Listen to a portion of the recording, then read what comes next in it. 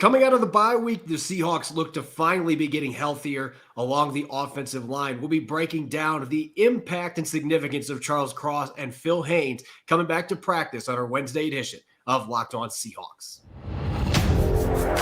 You are Locked On Seahawks, your daily Seattle Seahawks podcast. Part of the Locked On Podcast Network, your team every day.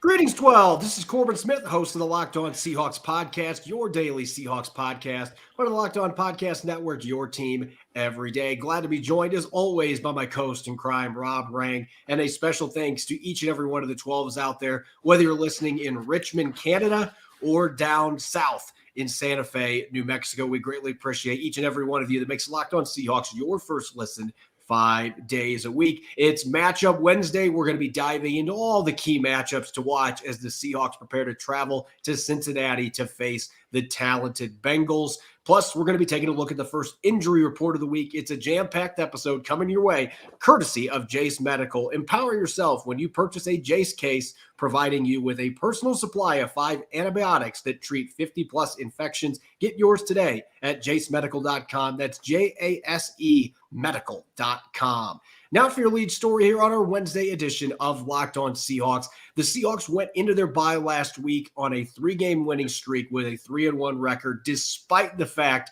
that they've been playing with what DK Metcalf called an offensive line that functions like a Rolex here in the first 4 weeks. They have been having injuries left and right, shuffling guys in and out of the lineup, and yet they've been able to keep the offense afloat, and they've won their last 3 games. The good news, it's looking like they are going to have some reinforcements this week against a talented Bengals pass rush. Charles Cross and Phil Haynes both returning, albeit in limited fashion, to the practice field on Wednesday. The film that I've been able to watch, at least the video that has come out from other reporters, Rob, Charles Cross looks very good. He looks like he's moving really well, and that's great news with a sprained big toe that's cost him the last 3 games. And Phil Haynes, that calf injury, obviously that's one that can be tougher as far as re-aggravating the injury. They're going to be cautious with him, but getting both those players, particularly Cross, back on the practice field this early in the week, I think is a good sign for having them available in Cincinnati. And for this offense, that's a big deal.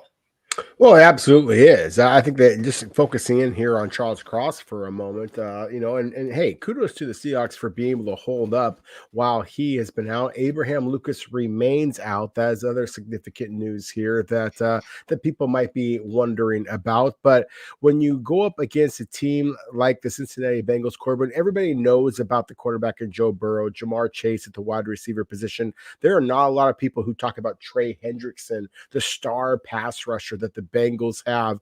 And so to get your star left tackle in Charles Cross back onto the field to go up against a guy like a Trey Hendrickson, who already has 6 sacks so far this season. But if you watch the tape, he's got many more than that on tape that were called back because of penalties and things of that nature.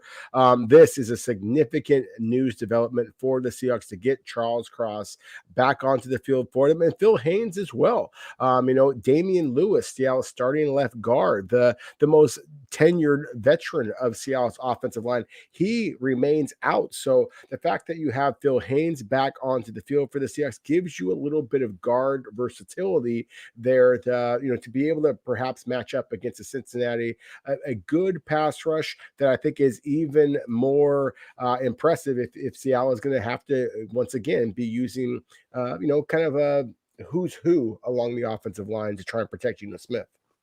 As you pointed out, Damian Lewis still out today with an ankle injury. Now, that doesn't mean that he won't be able to turn things around and get back for Sunday. We don't know that yet, but at least now his situation looks much murkier than Charles Cross and Phil Haynes. And if you don't have Damian Lewis this week, it makes me wonder, are you going to slide Phil Haynes over to the left guard spot? He has played both guard spots for the Seahawks in his NFL career. Do they consider putting Oluwatimi at center and sliding Evan Brown over to left guard where he played for a good chunk of that win over the Giants?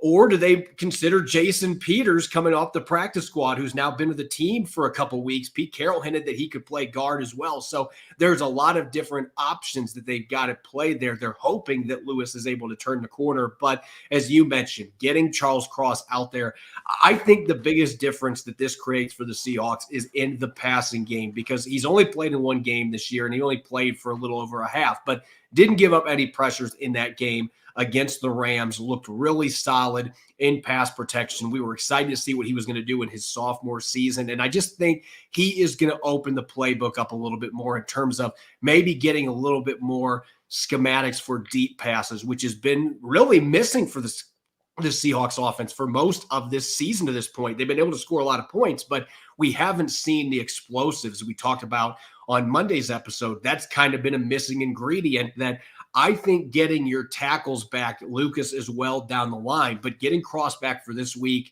it may open the door for you to be able to take a few of those shots downfield against a Bengals secondary that has given up some big plays this season. They've got some inexperienced players that are on their back end with some of the free agents that they lost last year. So I think the Cross return is the biggest news. Certainly having Geno Smith listed as a full participant with his knee issue, that's exciting. Jaron Reed with his shin problem that he left the game with in the fourth quarter against New York, he was a full participant. So this is a much better looking injury report than the ones we saw before the bye. They've still got a few players like Kobe Bryant and Artie Burns that are dealing with injuries, but you've got Jamal Adams back from his concussion. He cleared protocol, Trey Brown as well. So it's looking good to have those two out there in the lineup, at least in the case of Jamal Adams. I don't know if Trey Brown's going to start or not, but if Devon Witherspoon's in the slot, then they may start Trey Brown across from Woolen. There's a lot of moving parts there, but they look much healthier as you would expect coming out of this bye. The biggest news, though,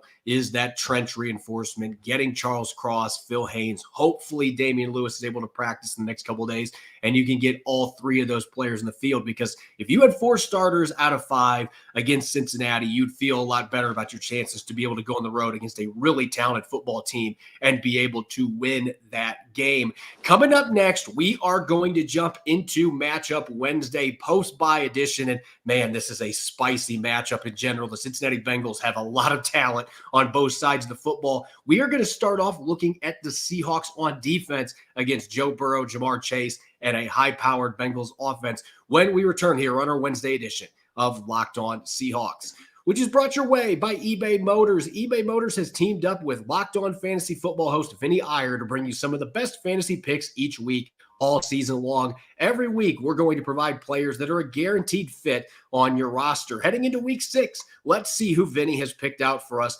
with this week's eBay Guaranteed Fit Fantasy Pick of the Week. Baker Mayfield, to the surprise of many, has been a borderline QB number 1 in Dave Canales' offense in Tampa Bay while enjoying his most efficient season as a passer. Coming off a Buccaneers Week 5 bye, he should need to pass for high volume in a matchup against Jared Goff and the Red Hot Lions at home. Mayfield has been locked into a variety of receivers, and the Lions can struggle to cover slot target Chris Godwin and tight end Cade Otton. The Bucs also won't be able to run much on Detroit, leading to plenty of pleasing passing numbers from Mayfield. Vinny Iyer from Locked On Fantasy Football is going to help you win your fantasy championship, and eBay Motors knows a championship team is about each player being a perfect fit. Same with your vehicle. With over 122 million parts for your number 1 ride or die, you can make sure your ride stays running smoothly. Brake kits, LED headlights, roof racks, bumpers, whatever your car needs, eBay Motors has it. And with eBay Guaranteed Fit, it's guaranteed to fit your ride the first time, every time, or your money back.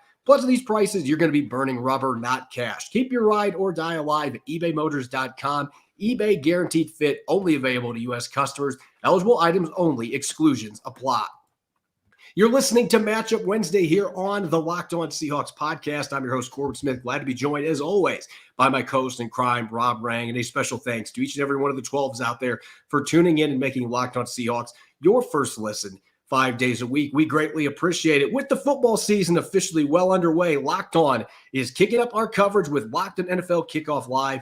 Each Friday, Locked On will go live at 2 p.m. Eastern on every Locked On NFL YouTube channel. Hosts Tanitra Batiste, Jarvis Davis, and Kyle Krabs will break down every game from the NFL slate to get you ready for your team's matchup, your fantasy lineups, your betting angles, and more. Plus, get the in-depth local analysis from our stable of NFL hosts across the country who know these teams better than anyone else. Find Locked On NFL live every Friday at 2 p.m. Eastern on any Locked On NFL YouTube channel. All right, let's get to the matchup, shall we, Rob? Now, I'm telling you what, this is a game that I had circled when the schedule came out in May, just because the Seahawks have never faced Joe Burrow since he came into the league, number 1 overall pick out of LSU. They've never faced off against Jamar Chase, and this is a team that's been to the AFC Championship game each of the last 2 seasons. Now, as they did last year, they've gotten off to a slow start. Even after winning last week, they are 2-3 near the bottom of the NFC North, but this is still a very talented football team. And when you're looking at the matchups here, we have to start with Jamar Chase, who is putting up video game numbers so far. Though he didn't have any touchdowns till last week, Arizona let him score not once, not twice, 3 times, but he's almost to 500 receiving yards already. And T. Higgins, it remains to be seen if he's going to be back this week, but even if he's not, Tyler Boyd is a pretty solid number 2 that is the number 3 for this team when everybody's healthy. All these weapons for Woolen, Devon Witherspoon, Trey Brown and company to deal with. That is a get your popcorn ready matchup. No, it really is. I mean, as you said, this was the matchup that we were kind of focusing in on ever since the schedule came out. Let's just focus in on Jamar Chase for a moment. It's easy to catch 3. I shouldn't say easy, but it is understandable to catch 3 touchdowns when you get targeted 19 times as he was against the Arizona Cardinals. And, sometimes when you have a player who is as good as Jamar Chase is, he gets targeted that many times, the hyperbole just gets a little bit ridiculous. This is a 6'1", 200-pounder. He is a guy who has good speed, not elite speed. He has good size, not elite size. What makes him special is he is very, very good after the catch. He's kind of a Deebo Samuel type of a guy who can just shuck and push off would-be tacklers with the absolute best of them. There's so many times I see those tacklers come in and just spin off, and he's able to spin off of contact. He reminds me a little bit of one of the running backs that you and I like back in the Seahawks days with Thomas Rawls. He just refuses to go out of bounds if he sees even a fraction of a yard that he might be able to generate by pushing forward, by spinning off a contact and trying to kind of cut back against the grain. That is what makes him so damn dangerous. So to me, this is what's going to be fascinating about this is that the Zach Taylor, the head coach of the Cincinnati Bengals, does a terrific job of getting Jamar Chase free. He sometimes lines up as the left wide receiver on the outside, sometimes as the right wide receiver, sometimes in the slot. There was one particular play against the Arizona Cardinals this past week, Corbin, where he was in motion, took the fly sweep, a fake on the fly sweep, and then they threw the ball to him. So they're going to do all kinds of different things to create matchups for him. This is not going to be Jamar Chase versus Woolen, Jamar Chase versus Devon Witherspoon, Jamar Chase versus Trey Brown, or Mike Jackson, who I actually think has the size and physicality that might be one of the better matchups from the Seahawks perspective, rather than say a Trey Brown. So I think that the Seahawks it's going to be one of those things where you're just going to have to kind of, you're going to have to take your lumps a little bit with Jamar Chase. He's going to get plenty of catches in this football game. If you got him on your fantasy football roster, start him. But at the same time, I think that the Seahawks have to just kind of acknowledge that he's going to get his big plays, and they're going to have to try and limit him a little bit, but also focus in on everybody else. As you mentioned, T. Higgins, it remains to be seen. At 6'4", 210 pounds, he's a much different type of a player. Tyler Boyd, he is one of the better slot receivers in all of the NFL. The Seahawks have the corners to be able to match up with the Bengals. They're going to give up some big plays with Jamar Chase, as I mentioned a moment ago, but that's going to be that's expected. You're not going to walk into Cincinnati and try and pitch a shutout here. You just have to try and limit Jamar Chase. Don't let him take over the game as he did against the Arizona Cardinals. If they're able to do that, then I think that they're going to be just fine when it comes to trying to limit the Cincinnati Bengals in terms of big plays. That's the key here. And we had the question on our mailbag on Monday. How are the Seahawks going to cover Jamar Chase? Look, it's not going to be any different in terms of the way that they have their corners set up. Like, Devon Witherspoon does add some wrinkles because you can put him in the slot and he could be just as dominant as he is on the outside. and you have enough depth with Trey Brown and Mike Jackson that, as you mentioned, Mike Jackson's size and the fact that Chase is not necessarily a burner. That doesn't mean he can't win downfield. We saw that 70-plus yard reception he had for a touchdown the other day. He can burn you. He can take the top off a defense, but this is not a 4-3 guy. He's not a player that is going to burn you with his speed. He can burn you with his route running ability. I think that's the other thing that really sets him apart. He says he's like a 7-11. He's open all the time. There's a reason why that's the case. Not just Zach Taylor scheming it up, but this guy is just such a crafty route runner, both on the outside and in the slot. And it makes life tough on corners and the boundary and in the slot. It makes life tough for guys that have to defend Tyler Boyd because, well, you're worried about maybe I have to help out a little bit over here. We're going to have to bracket cover Jamar Chase. There's a lot of different things to consider here, but Seattle's not going to be doing traveling here. They're not going to be moving Witherspoon with him wherever he goes. They're not going to be doing that. That's not Pete Carroll's style. And honestly, against a receiver like this, it moves everywhere. It's best equipped here for Seattle to be able to just keep their guys in a spot. Witherspoon being the exception, moving him around a little bit, boundary into the slot, depending on whether they're in base or nickel or dime, whatever the sub package is. But this is going to be a challenging matchup. At the same time, the Seahawks, if there's a team that has the players and the personnel to be able to match up with Cincinnati and be able to punch back a little bit, the Seahawks have the guys to do that. And that's what really makes this such an enticing matchup. Now, looking at the next one that I want to focus in on for the Seahawks on defense, Joe Mixon has been one of the better running backs in the NFL for the last 5-6 years. He is a dynamic player.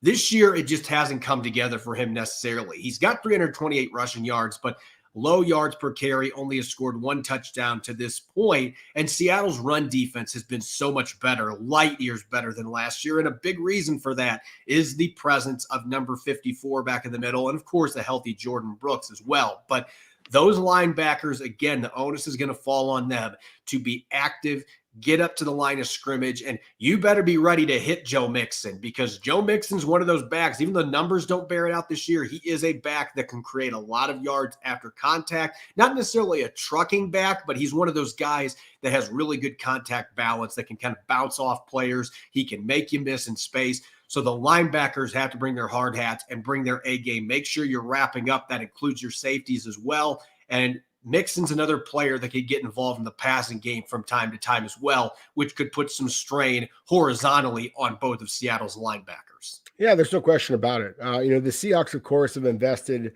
second-round picks in running backs each of the past 2 years. They got the guy that can make anybody miss in a phone booth in Ken Walker. They got a guy who will knock you on your backside in Zach Charbonnet. Joe Mixon can do either of those things. As you said, he's got unique contact balance considering the fact that he's 6'1", 225 pounds, and yet still ran a 4.4. This guy has a dynamic combination of size, power, elusiveness, and straight line speed. There are just very few running backs who are just as innately gifted as Joe Mixon is. And considering the fact that Seattle has to focus a lot of their attention on Cincinnati's downfield passing attack, there are going to be some opportunities for Joe Mixon and Cincinnati's running game to kind of get going. I say Cincinnati's running game, it's not that I necessarily think that they're going to sprinkle in their other backs. I think that, as we talked about before, a healthy Joe Burrow can be a scrambling threat as well. So to me, this is a critical matchup. We have seen spectacular play, frankly, from Bobby Wagner so far. You asked him yourself on the podcast just a couple of days ago, what impact that maybe he had on Jordan Brooks and how comfortable he feels that Jordan Brooks is playing. I think that this really comes down to both the Seattle's inside linebackers being able to play quality run defense, but as well as pass defense, because again, Joe Mixon has the talent as a runner. He also has very soft hands out of the backfield as a receiver as well. I know this is our second matchup to watch, but this could be the matchup that winds up winning or losing this game from the Seahawks perspective. From my perspective, though, I think that the kind of under the radar matchup that maybe is carrying that kind of weight going into this game. Originally, when I was preparing for this show, Rob, I've watched the Bengals quite a bit. I've watched a number of their games in all 22, and they've had some pass pro issues across the entire line. This has been a problem for their tackles. Orlando Brown Jr., their big free agent signing, he's given up double-digit pressure so far this year. So he has not been great to this point, but where they have been especially vulnerable has been in the interior with guard Cordell Volson, and at the center position, Karras, who previously played for the Dolphins and the Patriots. He's given up 4 sacks already this year at the center position, and Volson's given up 2. They've got 3 players in the interior that have given up at least 8 pressures on the season already. So I'm looking at this as a game where Draymond Jones, we're looking for that breakout performance from you with the money the Seahawks paid him. And I think he's been better than his numbers indicate. When you go back and watch the film, the Giants game, a couple of the linebacker sacks happened because Draymond Jones had the immediate penetration pressure into the pocket. But we want to see the money numbers. We want to see the sacks, the quarterback hits, which have not come yet to fruition for him. I look at this as a game where Draymond Jones, Jaron Reed, maybe a player like Myles Adams. I look at what Myles Adams has done the last couple of games. This could be a game where he has a sneaky good game because of his penetration ability, his athleticism. I could see Myles Adams kind of being an X factor going against an interior offensive line that's had a lot of trouble giving up instant penetration. And that has been part of the reason Joe Burrow, to go with his injury, has struggled at times this year. Oh, he absolutely has. I think that's an astute observation on your part here, too, with Myles Adams specifically. You know, some of the areas in which I've seen Orlando Brown at the left tackle position struggle is when he's had a speedy pass, which would take him outside, and defenders have run a little bit of a twist or a stunt where they've had the edge rusher kind of go outside, then cut back inside, and the defensive tackle loop around. Seattle doesn't have a lot of defensive tackles that have that type of real athletic ability to make that long extended pass rush initially going inside and then looping outside. I think that Draymond Jones, which you'd expect considering how much Seattle paid for him, but also Myles Adams, he has that closing ability as well. So I think that again is a player that could wind up having a splash performance in this game. And I have to agree with you for the same reason that I just mentioned a moment ago, as far as I think that it's critical that Seattle tries to make Cincinnati a little bit one-dimensional. Again, I think that Jamar Chase and Joe Burrow are just that damn good. They're going to get their yards. You cannot allow Cincinnati and Zach Taylor, the head coach, but also plays a critical role in terms of devising the play calling of the game. You can't allow them to be multifaceted. If you do, then I think this is a team that can beat you. I think this is a team that can score a lot of points on you very, very quickly. If you can take away the running game, if Jaron Reed can continue to just be the formidable front that he has proven himself to be, if Draymond Jones can give you a little bit of that interior pass rush. I mentioned before about Joe Burrow and how he's kind of a sneaky rush threat where he likes to do. This is not a guy who's so athletic that he's going to run to the outside like a Lamar Jackson or a healthy Kyler Murray. But he can just scramble upfield. You've got to be able to kind of lock down the middle. And as you mentioned, that has been a little bit of a bugaboo for Cincinnati. So that's something that Seattle is going to have to continue to be very, very physical in the point of attack. And if they can do that, if they can close that interior gap, the A and B gaps, then I really think that makes Cincinnati have to throw the football. And then perhaps you do get a pick six, like of course they did against the Detroit Lions earlier, and the New York Giants over the last couple of weeks. Coming up next, we are going to flip the script. We're going to look at the Seahawks on offense against a Bengals defense that, like on the offensive side of the ball, has plenty of names. They got plenty of star power, but hasn't necessarily come together here in the early stages of the season. We'll be looking at the key matchups to watch when the Seahawks have the football coming up next here on Matchup Wednesday, which is brought your way by our friends over at Jace Medical. 2 years ago, I randomly got sick during the middle of the day on a Sunday. The last thing I wanted to do is rush to an urgent care to get a big medical bill. So thank goodness I had the Jace case from Jace Medical with immediate antibiotics that I could use to get myself feeling better fast without all the upfront costs associated with heading to an emergency room or urgent care. Everyone should be empowered to care for themselves and their loved ones during the unexpected. That's why Jace Medical offers the Jace case. The Jace case provides 5 life-saving antibiotics for emergency use and gives you a peace of mind so that you are not just hoping that you have access to medication in an emergency. Jace Medical makes sure you have the medication in hand, and Jace Medical is simple. They handle everything from the online evaluation to licensed pharmacy medication delivery and ongoing consultation and care. Don't get caught unprepared. Get $20 off on these life-saving antibiotics today from Jace Medical by using the code LOCKEDON at checkout at jacemedical.com. That's JASE medical.com. You're listening to Matchup Wednesday here on the Locked On Seahawks podcast. As your host, Corbin Smith. Glad to be joined, as always, by my co-host in crime, Rob Rang. And a special thanks to each and every one of the 12s out there, as always, for making Locked On Seahawks your first listen 5 days a week. We greatly appreciate it. Coming up tomorrow, we got a really fun crossover Thursday on tap. The Locked On Bengals crew, they do a fantastic job. One of the best crews we've got in the entire network. I'm looking forward to chatting with them about this upcoming game, continuing to look deeper into matchups, predictions, and much more. You won't want to miss it. Let's get back to those key matchups. The Seahawks on offense going up against a Bengals defense that's got plenty of star power, but they've had a few games this year that they have laid some eggs, and there's been some turnover in the secondary. They got some inexperienced players that have been thrown into the fire a little bit this season so far. So they are trying to find their way a little bit. Last week, the second half was encouraging against Arizona. After the first half, they had some issues, but you look at this game from a Seahawks perspective, Rob, what is the first matchup that really jumps out to you going against this Bengals defense? Oh, no question about it. For me, it's Trey Hendrickson. I think that he is absolutely as critical to the Seahawks slowing him down as maybe perhaps even more so than Jamar Chase on the other side of the ball. And I know that's going to, kind of get some scoffs out there from some people. But again, Corbin, in my opinion, there's a lot of very knowledgeable people who watch and listen to our podcast. And again, as you often say, so great, thank you to all of you who are watching and listening. There are a lot of very astute observers who listen and watch to our show. There are some out there who basically are just watching from a fantasy football and a Seahawk perspective. They kind of live in that snow globe of Seattle. And I'm telling you, from a national perspective, there are very few players out there who are criminally underrated as Trey Hendrickson, the edge rusher. This was the number 102 selected player in the NFL draft. Wound up going to New Orleans. He was a terrific player at Florida Atlantic. At 270 pounds, ran a 4.65 40-yard dash. That's first round kind of stuff.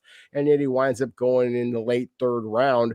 And yet all he has done since he's come into the NFL is be the exact same type of dominant pass rusher that he was at FAU. This guy has legitimate speed off the edge. He uses his hands incredibly well. He is able to get upfield and then counter back inside. As I mentioned before, I think he has 6 sacks officially in the NFL season, but there is probably 10, 12, 13 sacks that he was very, very close to before. So I think that the matchup between he and likely Charles Cross, which I think is a significant upgrade. Look, Stone Forsythe played a good ball for the Seahawks at the left tackle position, but Charles Cross and those sweet feet, as he was, was his nickname coming out of Mississippi State, he's going to need that because this guy is that good. I think the Seahawks have to be able to, again, kind of like Jamar Chase, he's going to get his plays. This guy is that good. You just can't allow him to absolutely take over the football game. So he's not Aaron Donald. He is not Aiden Hutchinson, who, by the way, plays mostly against the right tackle position. That's the thing about Trey Hendrickson. You know where he's going to be. Number 91 is going to be standing up over the left tackle, and he is going to be a nuisance all game long. So if the Seahawks can limit him to a sack, then I think that that's a win. If they can limit him to not creating a forced fumble and giving the Cincinnati easy scoring opportunity, that's a win. You have to just be able to kind of keep him contained. Otherwise, this is the kind of player that can absolutely take over this football game and ruin it from the outset.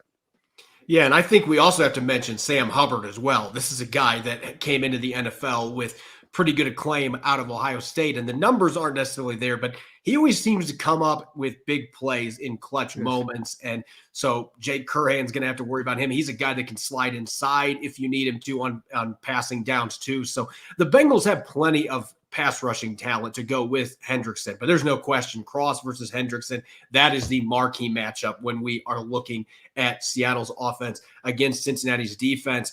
I think we'd be remiss not to mention the receivers versus the cornerbacks as well. Now, this has been an offense for Seattle. They've been able to move the ball. They've been able to put a lot of points on the board, and yet we haven't really seen the passing game take off, particularly the deep ball. And this is a Cincinnati secondary that has given up some explosive plays. Now, they're not in the top 5 for 20-plus yard pass plays given up, but they certainly have allowed some explosives downfield. They've been had on a few trick plays this year as well. And part of the issue they've had is they are trying to mix in some rookies. They've got an inconsistent play at the safety position. Nick Scott's probably going to be losing some snaps now to Jordan Battle, rookie out of Alabama. And at the corner position, they've been without Awuzie, who's been dealing with a back injury. And so with him out, DJ Turner, a rookie out of Michigan, he's been in the starting lineup, and he's actually played pretty well for Cincinnati. So I think when you look at this matchup, DJ Turner, the pesky rookie out of Michigan, he's played against some really talented players. I actually want to see him and Jackson Smith-Njigba rekindle their Big Ten rivalry. These two guys playing against each other at Michigan and Ohio State. But DK Metcalf is going to be the receiver that is probably the biggest matchup problem for Cincinnati's corners, because they don't have that big body, long-armed corner on the outside that really matches up. Not that DK Metcalf has many corners that physically match up well with him, but Cincinnati doesn't have any of those bigger body corners. And so I look at this as a game where DK Metcalf could be primed for some big numbers, especially because if he gets past the corner, the safeties have been inconsistent this year for Cincinnati. They have been inconsistent, and I just like DK Metcalf when he's focused. I think that he is physically as gifted as any receiver in all of the NFL. There's no question in my mind. He is the most physically talented wide receiver the Seahawks have ever had. And that's dating back to Steve Largent, who some of you guys can see over my shoulder over here in a Wheaties box. I mean, there's just very, very few players, of course, that have his size, his speed, his physicality. And I kind of go back to last year, Corbin, and all the talk about DK Metcalf versus Jalen Ramsey. To me, that was one of the great moments here in recent Seahawk history where, the two of them are kind of battling, and the Seahawks win the game with Jalen Ramsey literally on DK Metcalf's back when he scores that touchdown. To me, with all the hype about Jamar Chase in this game, then I think that I could just see a scenario in which DK Metcalf has a spectacular performance. Geno Smith has a spectacular performance, with everybody focusing in on Joe Burrow. So, yeah, I love that you're focusing in here on DK Metcalf specifically, because, again, I agree with you that the Cincinnati Bengals, they have some quality corners out there. DJ Turner, the rookie out of Michigan, can absolutely fly. And this is a 4.3 guy all day long. Some people had him in the 4.2s at the combine. So, again, this guy can run, but so can Tyler Lockett. And Jackson Smith-Njigba, his size, his physicality, his route running acumen, I really think that this is the opportunity that he might be able to go back to the state of Ohio and be able to have kind of that splashy performance that we have been waiting for. The Bengals have some talent at the cornerback position. Mike Hilton at the slot corner, guy who played at Pittsburgh, the Pittsburgh Steelers before. I don't know that he necessarily can handle JSN if he and Geno Smith were able to use that bye week to kind of, again, tweak their rapport a little bit. So, again, I think that the number one matchup the Seahawks have to be concerned about is, again, the pass rush. And you were astute mentioning Sam Hubbard. But I think this is one of the areas in which the Seahawks could potentially, if this does get into a shootout, then I think the Seahawks are kind of locked and loaded to be able to kind of handle that type of a matchup as well. And I really think that the matchup that might have the greatest bearing for Seattle's chances of winning this game is not either one of those, because what is the best way to eliminate a pass rusher? Get the run game going. And Cincinnati, if there has been a problem for this defense the entire season, they have had big issues defending the run this year. They are in the bottom 5, both in yards per carry allowed and yards allowed. They have given up the second most rushing yards in the entire NFL. And they've had most of their issues actually with bigger bodied physical runners. Now, Ken Walker III is not some juke out. He's not just a slasher. The guy can plow through guys. He can run with power. Sure. But I look at this as a game where we could see Zack Shaw maybe have a little bit of a breakout performance, because you look at some of the running backs that have really given Cincinnati fits here early in the season. Last week, when James Conner was in the game for the Cardinals, they were having a hard time stopping James Conner, and then he got hurt midway through the game. That really was a game-changing injury for Arizona, because they couldn't run the ball anymore after that. But I think you get Zack Charbonnet going, give him a good dose of Ken Walker III behind a healthier offensive line. As good as Logan Wilson has been in coverage, he has had some issues defending the run this year. There's been a lot of missed tackles. The Bengals, according to PFF, have 33 missed tackles against the run this season already as a defense. Their linebackers have missed quite a few tackles. They've got talent back there. Jermaine Pratt's a player I thought Seattle could make a play for in free agency. Cincinnati didn't let him hit the market. But this is a group that has not played up to its potential to this point, and the front line's been pushed around some. So I think one way that you can get rid of Trey Hendrickson, or at least prevent him from taking over the game, make him defend the run, because that is not a strength in his game. Get after that front line and the linebackers, get downhill, play punishing football. That travels well, and that can help you win this Eastern time zone game. Oh, it absolutely can. And that's, you and I 100% agree on that point, that, the key to Seattle's offense running smoothly is, again, a key word there, running.